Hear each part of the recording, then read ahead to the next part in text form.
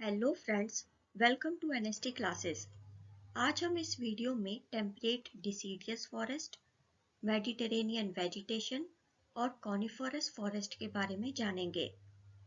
इस चैप्टर के first part में हमने ये जाना था कि नेचुरल वेजिटेशन की कौन सी 3 कैटेगरीज होती हैं और हमने tropical evergreen forest, tropical deciduous forest और टेम्परेट एवरग्रीन फॉरेस्ट के बारे में भी फर्स्ट पार्ट में जान लिया था। चलिए इस चैप्टर की डिस्कशन को कंटिन्यू करते हैं। Temperate deciduous forest. जब हम हायर लैटिट्यूड्स की ओर जाते हैं तब हमें टेम्परेट डेसिडियस फॉरेस्ट ज़्यादा मिलते हैं। ड्राई सीजन में ये अपने ट्रीज की लीव्स को झाड़ देते हैं। टेम्परेट डेसिडियस फॉरेस्ट यूएसए के नॉर्थ ईस्टर्न हिस्से में, चाइना, न्यूजीलैंड, चिली में और वेस्टर्न यूरोप के कोस्टल रीजन्स में पाए जाते हैं। यहाँ पाए जाने वाले कुछ पेड़ हैं ओक, ऐश, बीच। कुछ जानवर जो इस फॉरेस्ट में आम पाए जाते हैं वो हैं जैसे डियर, फॉक्सेस, वुल्व्स यानी भेड़िए, फेजेंट्स और मोनाल्स जैसे पक्षी भी यहाँ पाए जाते हैं। पेपर में ये पूछा जा सकता है कि फेजेंट्स, मोनाल्स जैसे पक्षी कहाँ पाए जाते हैं, तो आंसर है temperate deciduous forest. Mediterranean vegetation को डिस्कस करने से पहले हम मेडिटेरेनियन ट्रीज और मेडिटेरेनियन रीजन्स के बारे में कुछ जान लेते हैं।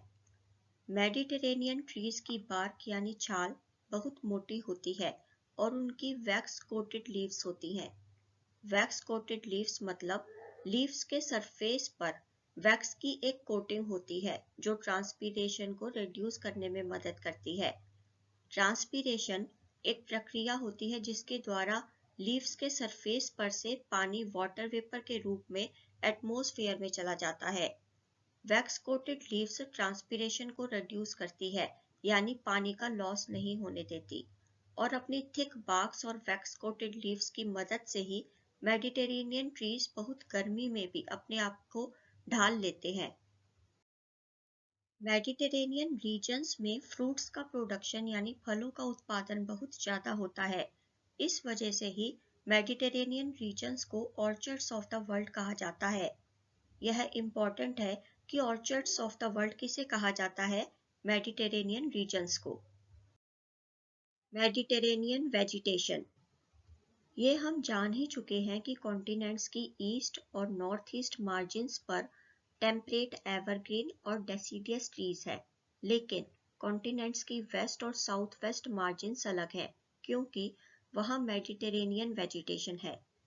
यह वेजिटेशन यूरोप, अफ्रीका और एशिया के मेडिटेरेनियन सी के आसपास वाले एरियाज में पाई जाती है, इसलिए इसका नाम मेडिटेरेनियन वेजिटेशन पड़ा। ये वेजिटेशन मेडिटेरेनियन रीजन के बाहर के एरियाज में भी पाई जाती है, जैसे यूएसए के कैलिफोर्निया में, south west Africa, south west south America और साउथ वेस्ट ऑस्ट्रेलिया में। मेडिटेरेनियन रीजन्स में बहुत गर्मी होती है और ठंड के मौसम में हल्की बारिश होती है। यहाँ लोगों ने नेचुरल वेजिटेशन को हटा दिया है क्योंकि वे अपनी इच्छानुसार खेती करना चाहते हैं। यहाँ लोग सिट्रस फ्रूट्स ज़्यादा उगाते हैं जैसे ऑरेंजेस, फिग्स, ऑलिव्स, ग्रेप्स, और इन रीजन्स में वाइल्ड लाइफ बहुत कम होती है। Coniferous forest. नॉर्दर्न हेमिस्फीयर के higher latitudes 50 degree to 70 degree तक कॉनिफेरस फॉरेस्ट पाए जाते हैं। इन फॉरेस्ट को टेगा भी कहते हैं। कॉनिफेरस फॉरेस्ट हायर एल्टीट्यूड्स पर भी पाए जाते हैं।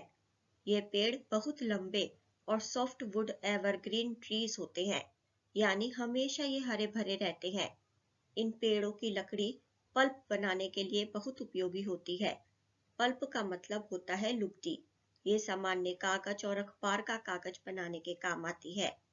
सॉफ्ट वुड से मैच बॉक्सेस यानी माचिस और पैकिंग बॉक्सेस भी बनाए जाते हैं। Do you know taiga means pure और untouched in the Russian language. मतलब रशियन लैंग्वेज में टाइगा का अर्थ है शुद्ध या अनछुआ। इन फॉरेस्ट में जो पेड़ पाए जाते हैं वे हैं चिर, पाइन, सीडर।